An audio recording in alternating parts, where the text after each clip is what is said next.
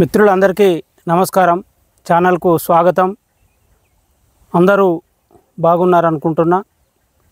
విషయంలోకి వస్తే మనం వరి పంటను దాదాపుగా 2 కాలాల్లోనే సాగు చేయడం అనేది ఆనవాయితీ అయిపోయింది. అది 2 కాలాలు, ఖరీఫ్, రబీ. ఇలా అయితే పెట్టిన పొలాల్లో పెట్టడము, పెట్టిన భూమి మార్చకుండా పొలాలు ఎండకుండా పెట్టడము, అదేవిధంగా ఈ రబీలో అయినా ఖరీఫ్లో అయినా అనేకమైనటువంటి తెగుళ్లను బారిన పడి నష్టపోవడము, ఇదంతా మనం చూస్తున్నాం. అయితే ఈ తెగుళ్ళ బారిన, పురుగుల బారిన తట్టుకోలేక చాలామంది పొలాలను కొద్దిగా తగ్గించడం కూడా జరుగుతుంది. మనం కూడా చాలా సందర్భాల్లో చెప్పడం జరుగుతుంది వేరే పంటల వైపు వెళ్ళిపోవాలని. ఆ విధంగా మనం చేయాలనే ఉద్దేశంతో మరొక కొద్దిగా అంటే వరి పంటనే పెట్టండి కానీ కొద్దిగా ఎర్లీ ఖరీఫ్ ఇక మనం దాని గురించి మాట్లాడుకుందాం. నాణ్యమైన బియ్యాన్ని తీసుకోవాలన్నా, పంట ఎలాంటి చీడపీడల బారిన పడకుండా తీసుకోవాలన్నా కూడా ఈ అలాంటి కష్ట నష్టాలు రాకుండా ఉండాలంటే మనము మన పాతకాలం లోపల మన పెద్దలు, మన తాతలు, తండ్రులు ఏం చేసేదంటే ఎడగారు అనేది, అంటే ఎర్లీ ఖరీఫ్ అని కూడా అంటారు దాన్ని. ముందుగానే అంటే ఏప్రిల్లో నారు పోసి మేలో కనుక నాటు వేస్తే చాలా అద్భుతమైన దిగుబడులు సాధించవచ్చని మన వాళ్ళు నిరూపించడం జరిగింది. మనకు కూడా తెలుసు కొంతమందికి. కాబట్టి ఖాళీ పొలాలు ఉన్న వాళ్ళైనా, ఖాళీ పొలాలు లేకుండా రబీలో ఇప్పుడు వరి కోతలు అయినటువంటి కొన్ని పొలాలని, కోతకు సిద్ధంగా ఉన్నటువంటి పొలాలు ఉన్నాయి కదా, వాళ్ళైనా కోత కోసిన తర్వాత అయినా కూడా మీరు కొద్దిగా నీరు ఉన్నటువంటి అంటే నీటి సదుపాయం ఉన్నటువంటి మిత్రులు, రైతు మిత్రులు ఎవరైనా కొద్దిగా గొప్ప మీరు ఎడగారు పెట్టాలనే ఉద్దేశంతో నేను ఈ వీడియో తీయడం జరుగుతుంది. భూమిని కొద్దిగా సుపోషణం చేసి, భూమిని అంటే జింకు విషయంలో ముందుగానే వేసి కొద్దిగా అడ్వాన్స్గా, అదేవిధంగా ఇప్పుడు మనము ఈ పచ్చి రొట్ట ఎరువులు సాగు చేయడం అనేది ఎడగారుకు కలవది. ఎందుకంటే వరి కోతలు అయినటువంటి పొలం అయిన ఏం లేదు, కొద్దిగా మనకు పాతగా ఇంతకుముందు పెట్టనటువంటి పొలాలు అయిన ఏం లేదు. వాటిని మనం మే 15 వరకు కనుక అంటే ఏప్రిల్లో నారు పోసి, ఏప్రిల్ 15, 20 ఎప్పుడైనా ఈ లోపు కనుక నారు పోసి మే 15 లోపల కనుక నాటు వేస్తే చాలా మంచి దిగుబడులు తీయొచ్చు.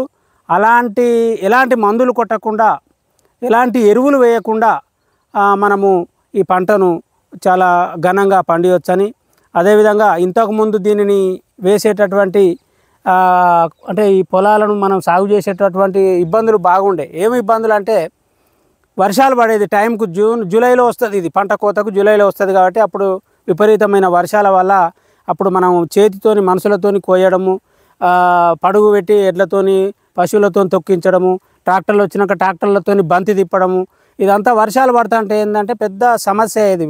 పంట ఘనమైన పంటే పండేది కానీ పెద్ద సమస్య అయ్యేది.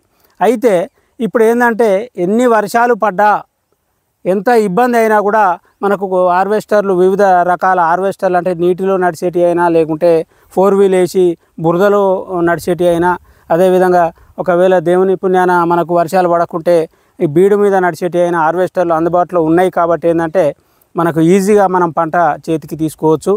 అయితే దీనివల్ల లాభం ఏంది, మనం ఈ ఎడగారు పంట పెట్టడం వల్ల లాభం ఏంది అని మనము ఆలోచించినప్పుడు ఎలాంటి చీడపీడలు కానీ, ఎలాంటి రోగాలు కానీ మనకు పంటకు సోకవు. అదేవిధంగా తాలు గింజలు అనేటివి కూడా నీ పంట లోపల ఒక గింజ కూడా 1% కూడా తాలు గింజలు ఉన్నాయి. ముఖ్యంగా మనం బియ్యం పట్టించినప్పుడు కూడా 1% కూడా నూకలు రాకుండా మనం ఈ ఎడగారు బియ్యాన్ని మనం సేకరించవచ్చు.